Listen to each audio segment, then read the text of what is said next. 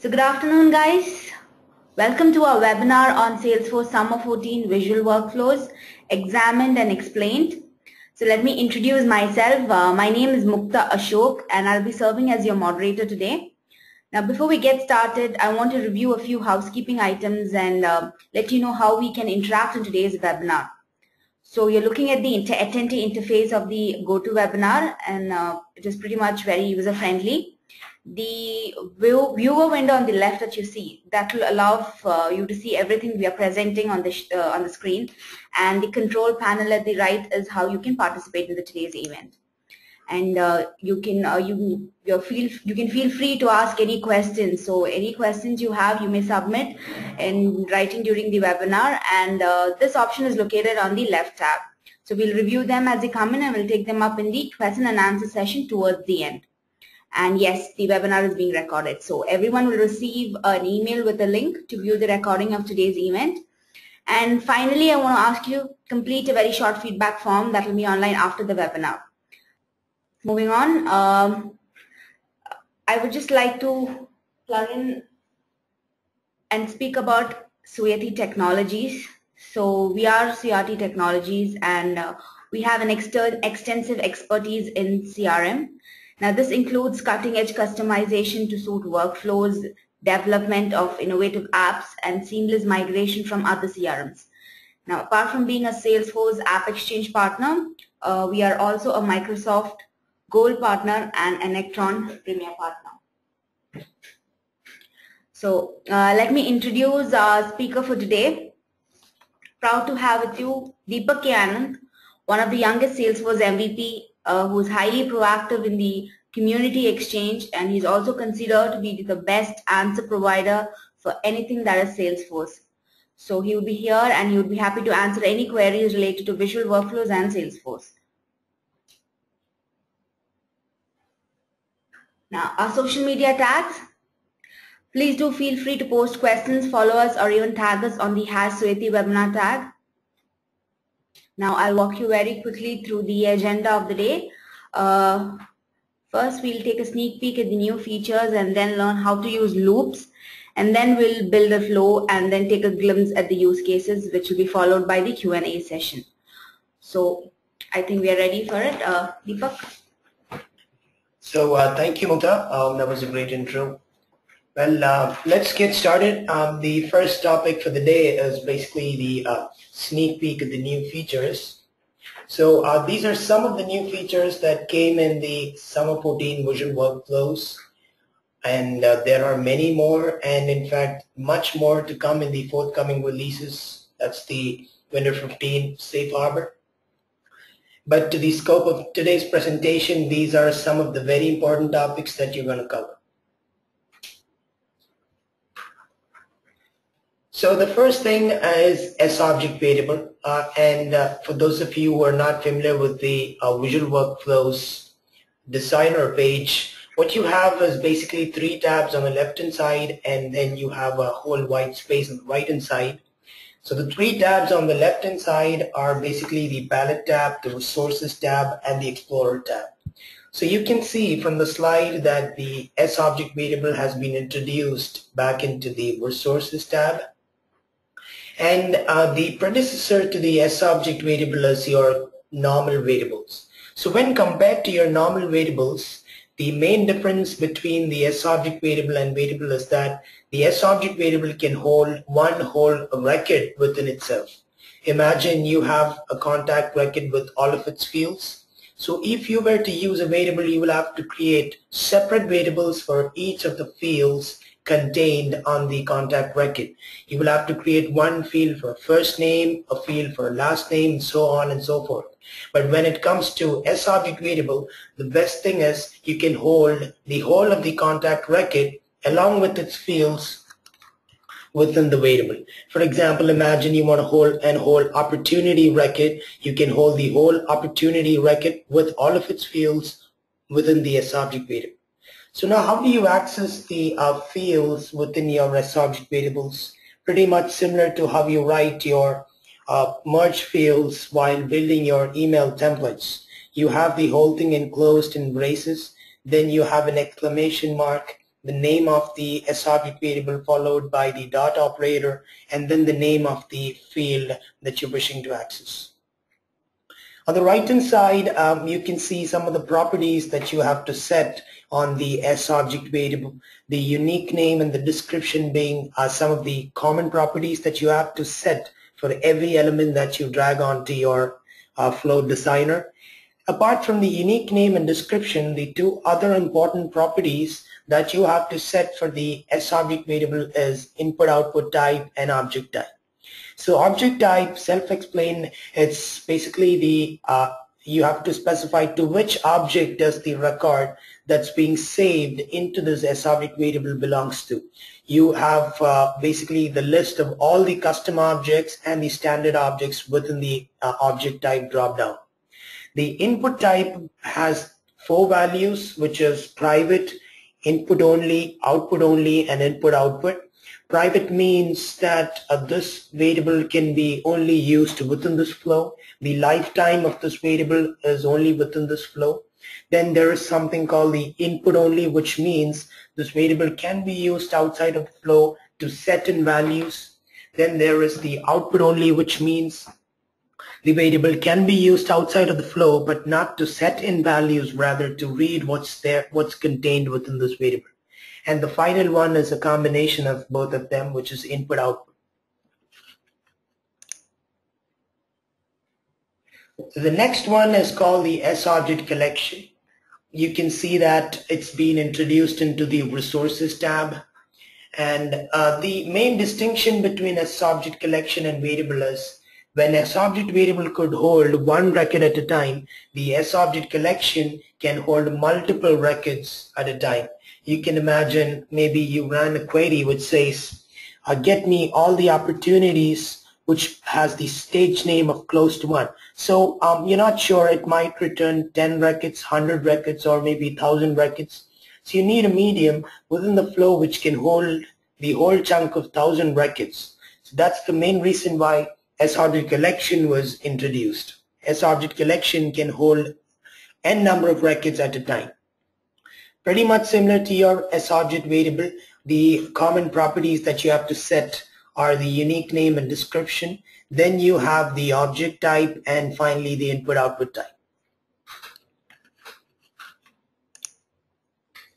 Well, this is one of the most interesting features that came in the visual workflows. It's called loops.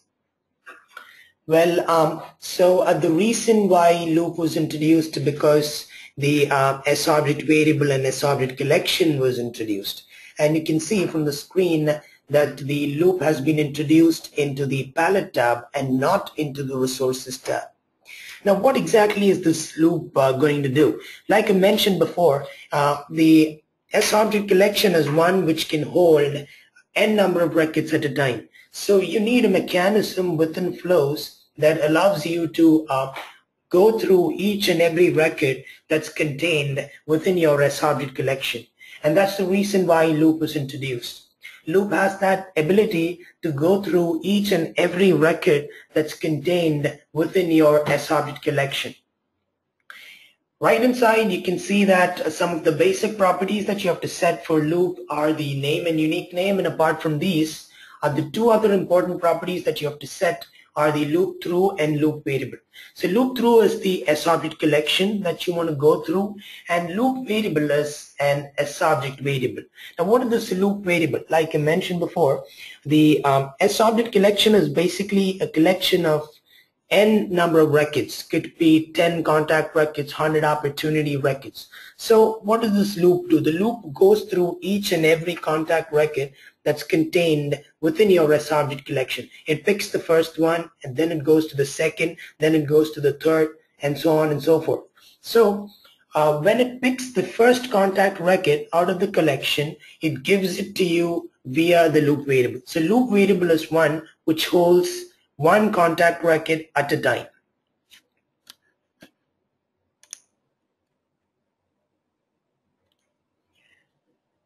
Alright, so the next one is called the fast create, fast update, and fast delete.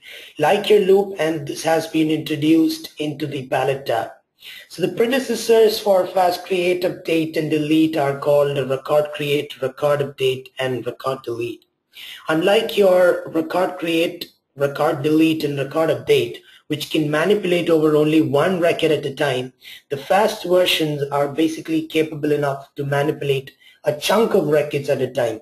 You can see, for example, the fast create can write the whole number of records contained within an S-object collection into the database in one go. The fast update can commit the records contained within your S-object collection into the database in one go. So is the case for fast delete.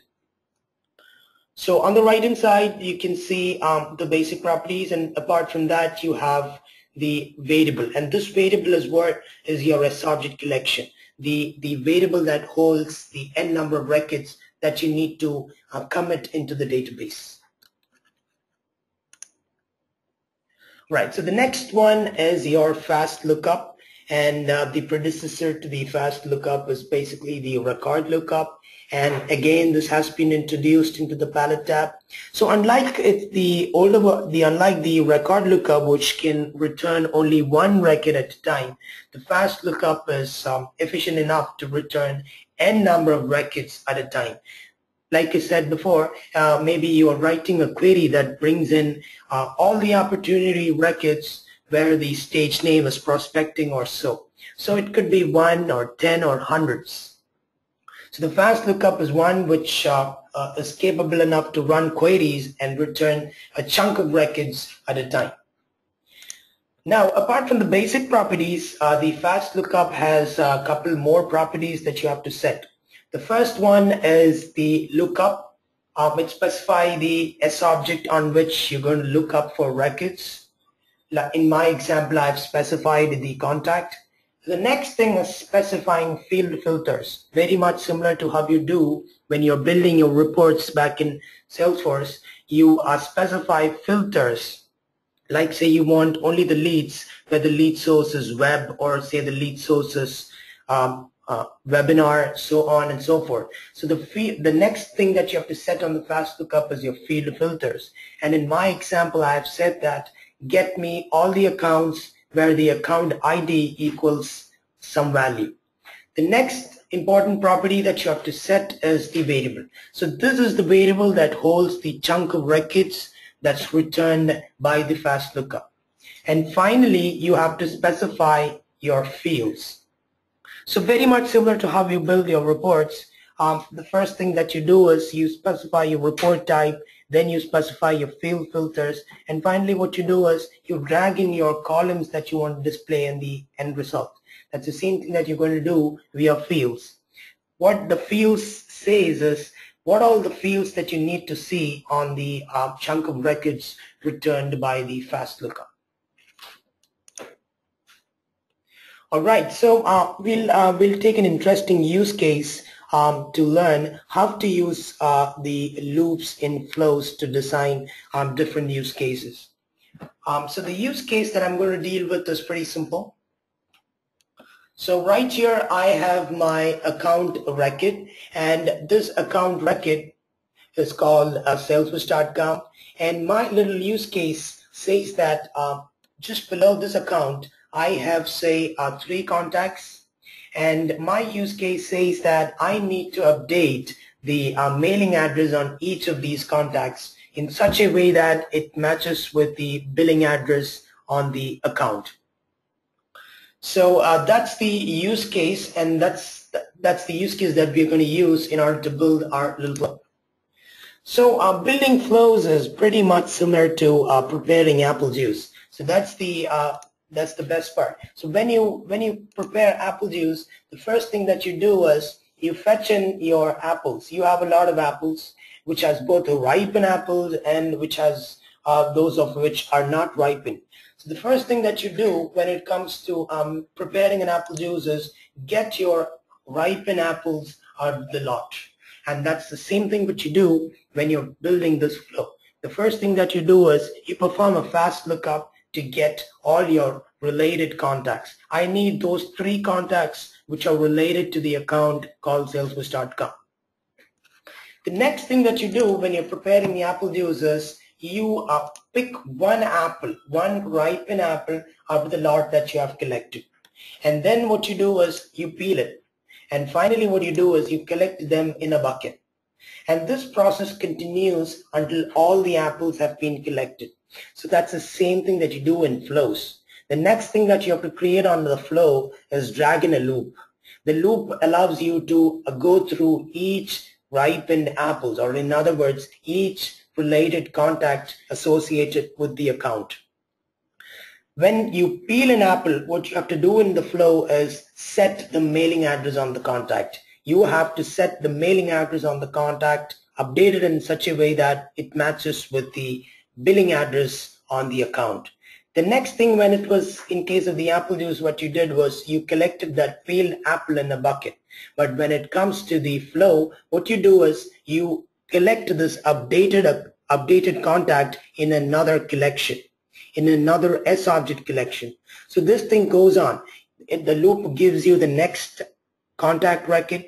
You perform an assignment. You drag in an assignment element onto your flow, which sets the mailing address. The next thing that it does is it adds the updated contact into a list. Then it fetches the next contact, set the mailing address, add the contact to a list. So this process continues until all the related contacts have been updated.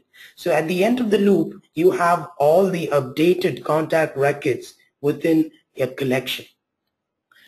And finally, what you do when you were preparing apple juice is you will send that whole bucket of apples, peeled apples, into the juice maker. And that's the same thing that you do in the flows. You send that list that contains the updated contact records into a fast update. And the fast update just commits that whole chunk of updated contact records into the database in one go. So the most important thing that you have to notice is that I did not make any fast updates while staying within the loop. What I did was just set the mailing address and collect that peeled apple or collect that updated contact record within a collection. And finally, I sent that whole chunk of updated contact records into the fast update. So it should be made a practice that you don't use fast updates within loops. Rather, you collect your updated records within a collection and finally send that collection into the fast update in order to commit that into the database. So this is one interesting example that you can always keep in mind when you build your flows using loops. So let's see how we can build this flow in real time. So I'll go back to my org. I'll go to flows.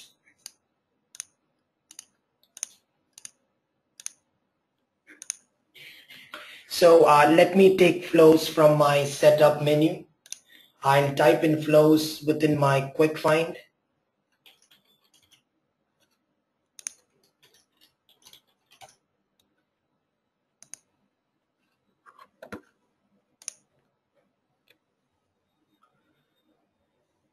And then I can click on the new flow button. Remember that Visual Workflows are introduced only onto the Enterprise Edition and above of the Sales Cloud and the Service Cloud. You don't have Visual Workflows in the Professional or Group or the Basic Contact Editions. So another important thing to make note of is when you're using flows, it basically is built around the Adobe Flash technology. So you have to ensure that your browser is updated to the latest version of the Adobe Flash plugins. All right, so this is your Visual Flow Designer page. You have the whole white space that I talked about, and then you have on the left-hand side 3 tabs. So let's go back to the use case. The use case was I need a flow which updates all of these contacts in such a way that the mailing address equals the billing address on the account. So the customer says that he doesn't want this thing to run just like that. Rather, he needs a button or kind of something on the account detail page which when clicked actually starts the flow. Right. So if you look onto the account detail page,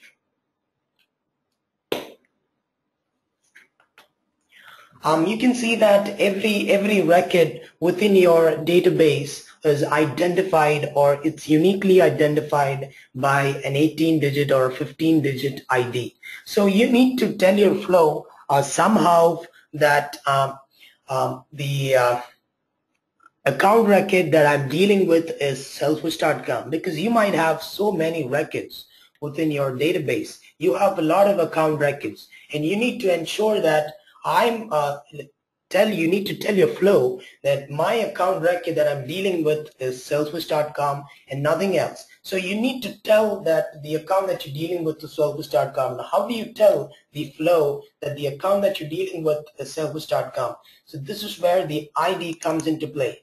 Every account record, or maybe every record within Salesforce, is uniquely identified by an ID that you see in the URL. So what you're going to do is we'll make a small little button, a small custom button on the account detail page, which when clicked would trigger the flow. And this button would send the ID of this account record into this flow. So within the flow, I need to create a variable which can hold the ID of this account record which I'm going to send. So let's create a variable within the flow. I'll click on the resources tab and double click on variable. So I do not need an S-object variable in this case, because the only thing that I'm going to store is the ID of my account record. So I can name it as var SECID. And this is important. The data type is text, and the input output type should be set to input only. The reason behind, because I'm going to feed in the 18-digit, the 15-digit ID of my account record into this variable. So the variable is being used outside of the flow. And when the variable is used outside of the flow to set values, you need to specify that as input only. Then the description, this is one parameter which is not considered most of the times, but this is very important that you give a very intuitive description which helps you through the future runs for maintenance and so on and so forth. Now I have my variable created. To ensure that you have created your variable, you can go onto the Explorer tab, and then you will see all the items that has been created onto your flow. So you can see that your variable has been created right in there. Now back to the use case. So like I mentioned, the first thing that you need to do is you need to perform a fast lookup to get all your related contact records. So we'll drag in a fast lookup onto the palette, from the palette onto the designer. And let's name it as, say, get related contacts. And I'm going to query my contact object. Let's type in contact. Select contact from the drop down. And like I mentioned before, the next thing is you need to specify the field filter. Get me only the related contacts to the account named Salesforce.com.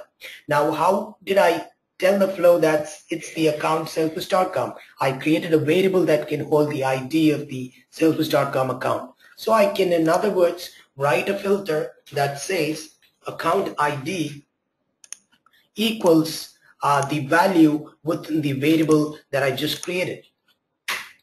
The next thing is you have to create your S-object collection. So in my example, I'm going to get 3 contacts. We do not know how many contact records will the account have. It could be 1, it could be 5, it could be 10.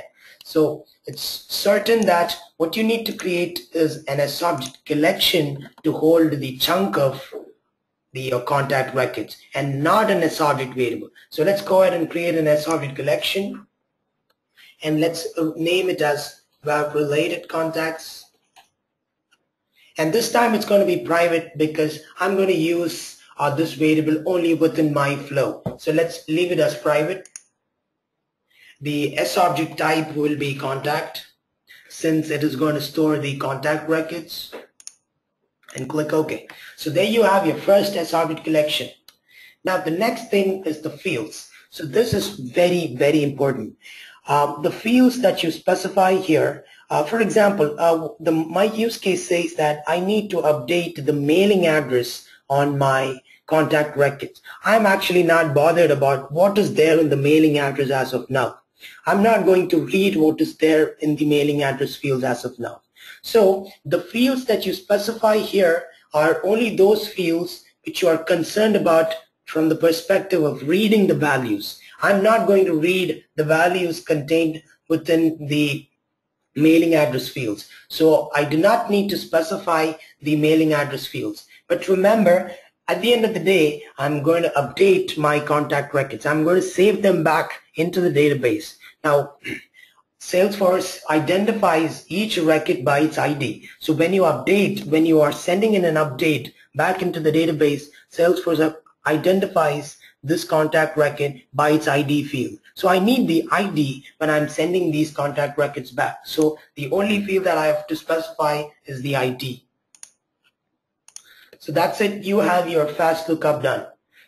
Let's go back to the use case. The next thing that we did was a loop on contacts. But before we jump into the loop on contacts, we have to consider the account record also, because we do not know what are the mailing address, the billing address fields on the account. Only what we have is the account ID, which we had sent into the flow via the button. We do not have the billing address fields.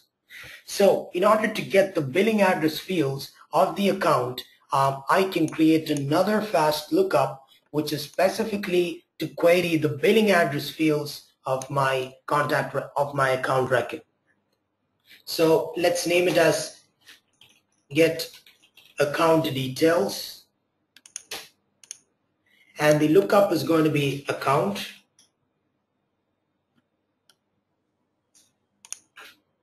And my field filter is going to say that get me the billing address of only the account Salesforce.com, and the ID of the Salesforce.com account has been saved into that variable which we created first. So I'll say ID, get me the account where the ID equals the variable that I created, which is where account ID. The next one is the variable that stores this account record that's retrieved from the database. So in this case, I'm pretty sure that I will have only one account record. No two account records can exist in the database with the same ID. So I can straight away select my variable type is going to be S-object variable and not an S-object collection.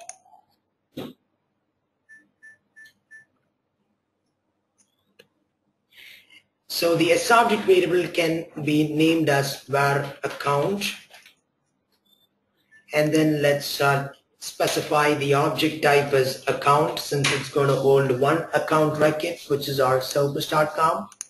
Click OK. You have created your first S-object variable.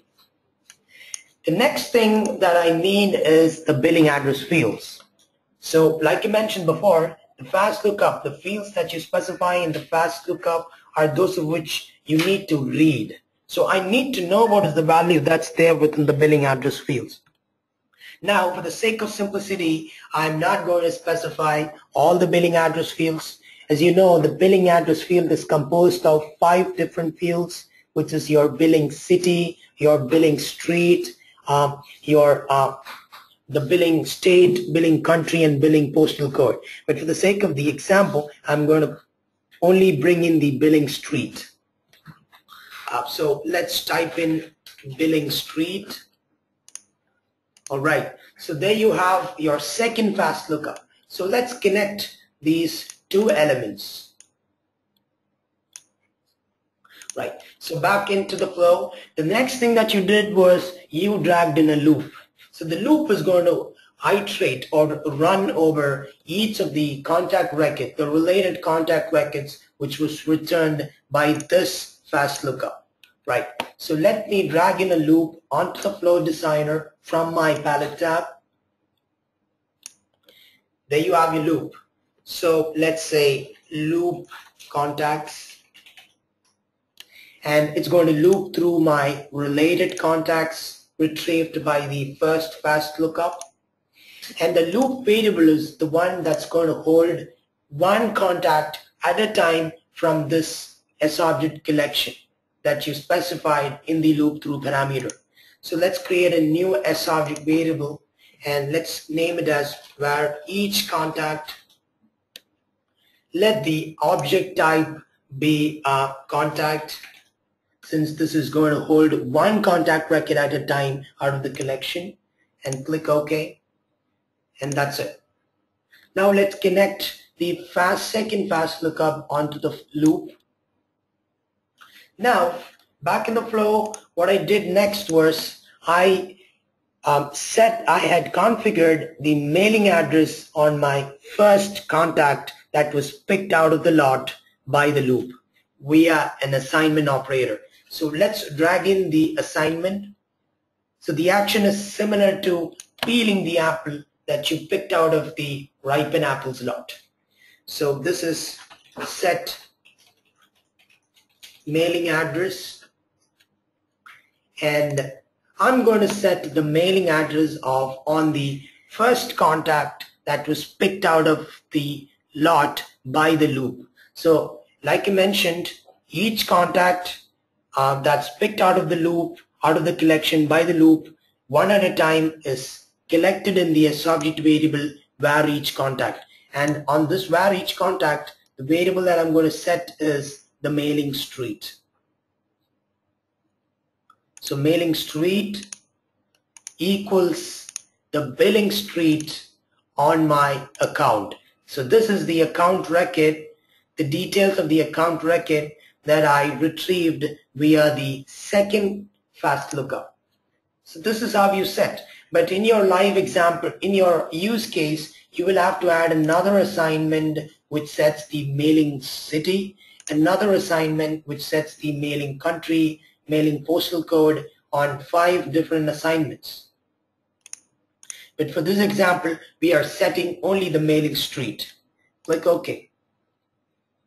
There you have your first assignment. Now let's connect this loop to this assignment. Go to this assignment or go to this element for each value in the collection. The next thing that I did in my flow was I collected the peeled apple in a bucket. So in other words, I will collect this updated contact record in another SObject collection. So let me do that. Drag in another assignment. Drag in another assignment. Collect, say, collect contact.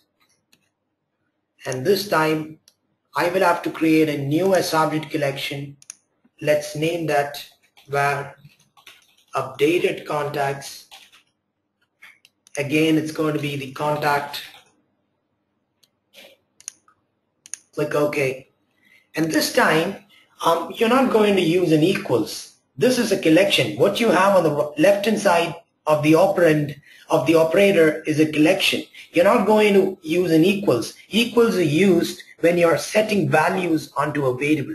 But what you're doing now is adding an entry into the bucket, into the collection. So it's the adding operation that you're doing. The next thing is what I updated was my each contact. So let me add the each contact. Connect the assignment. And finally, connect your second assignment back into the loop. Since this process must go on, it fetches the first contact, set the mailing address, collect the contact, fetch the next contact, set the mailing address, and this thing goes on until all the related contacts have been completed. Now the next thing that you did was send that whole chunk of peeled apples into the juice maker. In other words, let's run a fast update on that whole chunk of updated contact records. So drag in a fast update. This is going to be update all contacts. And it's going to be the variable is going to be your updated contacts and click OK. That's it. You have your fast update, and let's connect them. So you can observe that it automatically says it goes to this fast update at the end of the loop, and you can see that it goes to this assignment for each next element contained within the loop. The next important thing that you have to set in your flow is you have to specify which is going to be the starting element in this flow. You have 6 elements. You need to specify which element is going to be the starting element. So you can specify your starting element is going to be the first lookup. So this is done by moving on to the top right corner of your element, and you see a little green arrow. Click on that and you can see a green highlight around the element. So that's it. You have created your first flow with loops. Now hit save. So let's name it as mass update contacts and hit OK. So if you have your flow done without any errors, you can see that it saves with no errors. Otherwise, you would get a pop-up that says you have some warnings or you have some errors. So once when it's compiled successfully, you won't see any errors. So let's close this flow. Now, in order to trigger your flow, you can see that every time you hit the save button, the platform automatically creates a URL for you. In fact, you can trigger this flow via opening this URL on a different tab. But for now, let's go back to the use case. And like I said, my customer says that I'm not going to execute this flow behind the scenes, but I need a button right here, a small button, which when clicked would trigger this flow. So the next thing that we're going to do is we're going to create a new button that would trigger this flow. So go on to create a new custom link. Click on new button or link. And it's going to be update contacts. It's going to be a detail page button. And this is going to execute a URL. Let's leave all these as it is. And copy this URL from here and paste it right here. Now, I said before, you need to send the ID of this account record into the flow. And for that sake, we had created a variable within the flow. So we need to send the ID of this account record into that variable that you created within the flow. And this is how you send it in there. The name of your variable, followed by an equal to operator, and then the account ID, which can be retrieved using the account ID merge field. That's it. You have your button ready. Now the only thing that's remaining is you need to drag in this new custom button onto your detail page. For that, let's create an edit layout. Right, so it says you already have another button with the same name. Let's name it, say, update contacts 2.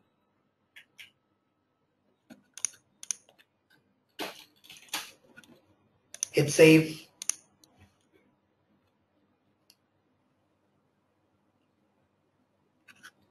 Alright, so I will need to reload this flow in order to reflect the changes that I just made.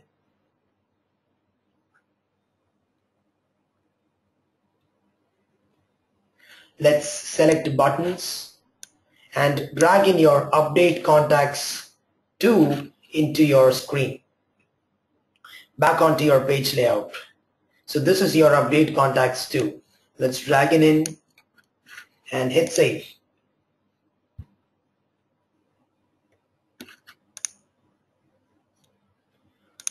Alright, so we now need to hit this button to update or to copy the billing address, specifically the billing street from this account onto the related contacts. So you can see that billing street on my account record was the landmark at 1 market 300. So you need to see this billing street on each of these contact records. So as of now, we can see the mailing address on each contact record is blank. Each of them remains blank. The moment I hit this button, it should update all the contact records. So let's go ahead and click this button.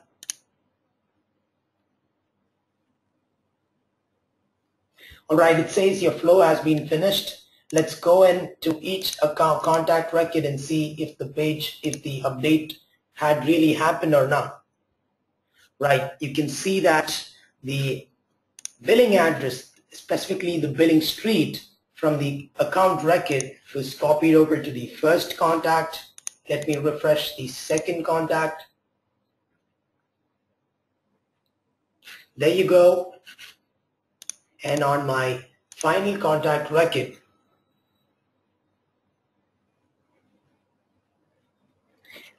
and that's again the same. So this is one use case that you can build using flows, which was not otherwise possible because you don't have a concept of loops or the fast DML versions prior to the summer 14. But with all these new features right in there, you have a lot of things that you can do with your flows. And like you observed, this thing was done without writing even a single line of code. So that's the best part. All right, so back into my presentation. This was the slide that we just built up using the flows. But when compared to the version that I built, there is one screen at the bottom that says my flow has been completed successfully. What we saw in our flow was the default out-of-the-box screen. But if you want, you can specify, you can drag in another screen element with your desired error message. Now, the next use case is clone opportunity with roles. Now, we won't be building this flow right there, but I'll just give you a glimpse of what exactly this is all about. So, most of the times you have situations wherein you need to clone an existing opportunity to create a new opportunity.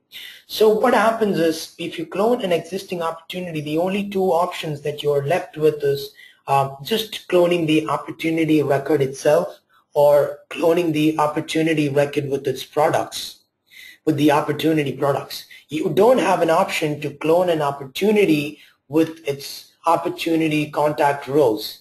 So this flow that I build allows you to clone an opportunity along with its opportunity contact rows. So the first thing was picking up the ripen apples out of the lot. I picked up the opportunity record, then I picked up all the contact roles that's associated with the opportunity. Then the next thing that I did was showed an interactive screen which says, I'm going to clone this opportunity, shall I continue? The moment the user clicks the next button, from this screen you can see there is a fast create which creates a new opportunity. Then you show a message that says, I'm going to clone the opportunity contact roles, and you click next. What happens is a loop is executed. It moves through each opportunity contact roles of the previous opportunity, creates a new contact role for each of them, and finally runs a fast create on the new opportunity contact roles that you created. And finally, you're showing a success message. So I'll not be building this flow, but I'll ensure that this flow is made public via package later on after the webinar. So the next interesting use case that I built using flows was the stay in touch. So you know that the out-of-the-box contact stay in touch does not allow you to customize the stay in touch forms which you have as a standalone version which you'll have to use it. You don't have options to customize the email template headers. You don't have options to decide which all fields you need to send to the contact. You don't have any customization options. So this is where your flows come into the play. So what the idea of this use case is, we'll create a flow with a lot of interactive screens which ask the contact whether your phone details were changed, whether your name details have been changed or not, or whether your email details have been changed or not, and so on and so forth. And finally, you can update your contact record. Now, how do you open up this flow that you had created within your Salesforce org to your public, to the contact record. Your contact record is not a Salesforce user, so they're not going to see this flow which you created within your Salesforce org. So you need a medium through which you can expose this flow onto the public or maybe onto your contact record. And for that sake, I created a post.com site within my org, and then I embedded this workflow, this visual workflow that I created onto that Visualforce page and made that Visualforce page a part of the post.com site. So I'll show you the Visualforce, the flow.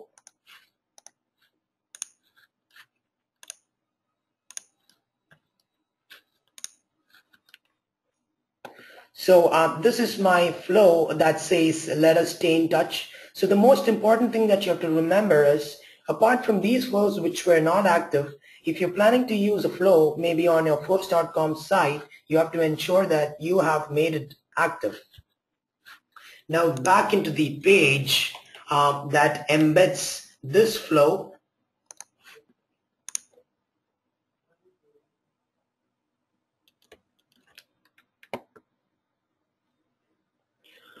Right, so the Visualforce page that embeds this flow is contact, stay in touch. You don't have to write anything. It's just these 3 lines of code. I have included all these in order to beautify my page. But from a normal perspective, if you're not interested to beautify or bring in new styles, all that you need is just these 3 tags. You don't have to include your other script or link tags. But I have included all these, to make my flow look interesting. Now, if I go into one of my contact record, I can see that I have a stay in touch button right here. So in your use case, what you can do is you can send, now the moment I click, okay, let me click this button, and you can see that it opens up my post.com site with, yes, there you see the post.com site. In the URL, you can notice that I'm sending in the ID of my contact record. But in a normal case, what you need to do is set up an email alert or something of that sort, which sends this URL to your client, so to your contact. And the moment he opens that URL within his browser, he can see the post.com site with the flow. So I have modified the flow in such a way that you would never say that it is actually a flow. So this is a screen which confirms the name details. Then you have your next and previous buttons. You click on the next button, then it confirms whether you have any change within your phone details. You can click next to change your email details if needed. Then you have a next button which requires, if you want to change the address details, you can click next.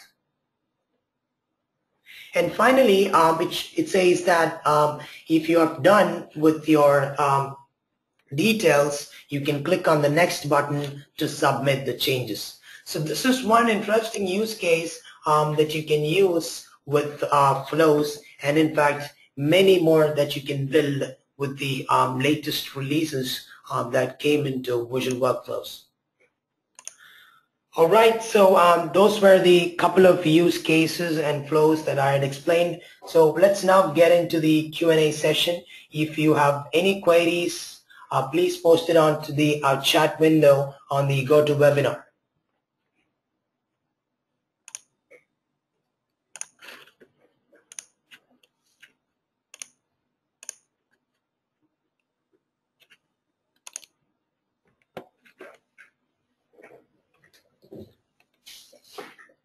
So thank you, Deepak, for an informative session. So I guess anyone who hasn't typed their questions, this is the right time to ask queries. So feel free to shoot your questions. Your questions can be asked using the question feature in the GoToWebinar. So, okay, so we have the first question with us from Emily Hay. For the account record lookup, is there any reason you would use a fast lookup instead of a record lookup, because it's only looking for the one item? So that's a great question, in fact. Right, so let me go back to my flow.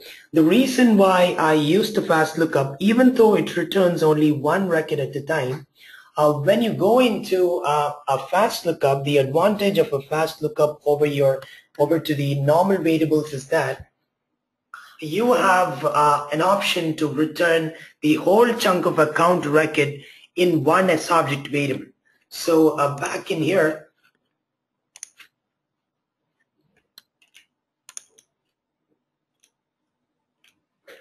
the reason I use the fast lookup is because from the account record, I need 5 fields. But for the sake of example, I used only the billing street. If I were to use a record lookup, I will have to create 5 different variables. But when I use a fast lookup, the advantage is I just need to create one single subject variable which can hold all of the 5 billing address fields, which otherwise if you had used a record lookup would require you to create 5 individual variables. So great. Let's move on to the next question. So our next question is by Melanie. The question is, are there any limits on how many records can go through a loop? Well, great question.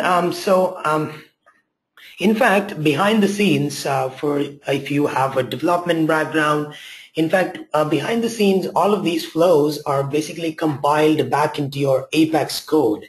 So at a time, your fast lookup can fetch you only around 50,000 records or so. So your loop can iterate only over those chunk of records. You won't get much more than that if I remember correctly.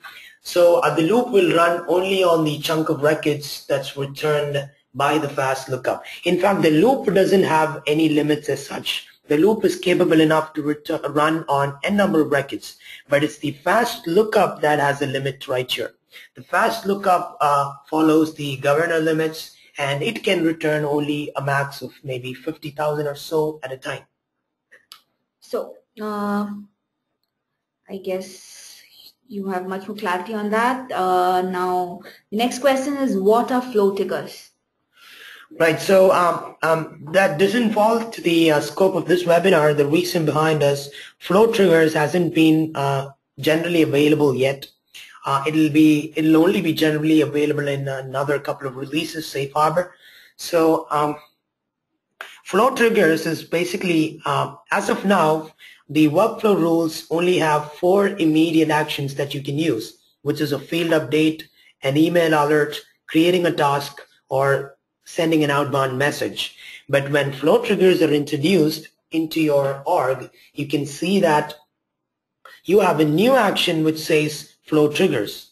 Now, what are these flow triggers? Basically, with flow triggers, you can execute your visual workflows as an immediate action to your workflow. So for example, one interesting use case most of the time that you see is, for example, say you have a record which is created in one table, in one object. So when a record is created in one object, say for example, you have the opportunity and the opportunity is changed into the state of closed one, you should immediately create another record in another custom object with the details on the opportunity. So prior to the flow triggers, what you will have to do is you will have to implement an Apex trigger on the opportunity object, which looks out for opportunity records which has gone into the closed one state, and if it picks one, it'll have to create a corresponding object in the other custom object. But with flow triggers, you can set up a flow which creates a record, which creates the record in the other custom object for you, and tie that flow to your visual workflow. So guys, I think we're running short of time. So for those questions we have not answered, we will reply to you in a mail. So thanks a lot, Deepak, and thank you folks for your precious time. Now, before I end the webinar, I would like to inform you that we would be at Dreamforce this time, and our senior developer evangelist Abhishek Shivasubramaniam will be presenting on OpenID Connect and single sign-on for beginners. So do catch a session if you are at Dreamforce this year. So any further queries can be taken offline. Reach us at our social media. You can mail us at services@suyati.com. And a small request, we'd like to ask you to remain with us a few more minutes longer and complete our feedback form. And that's all for today. So once again, thanking you all for your time. Have a great day.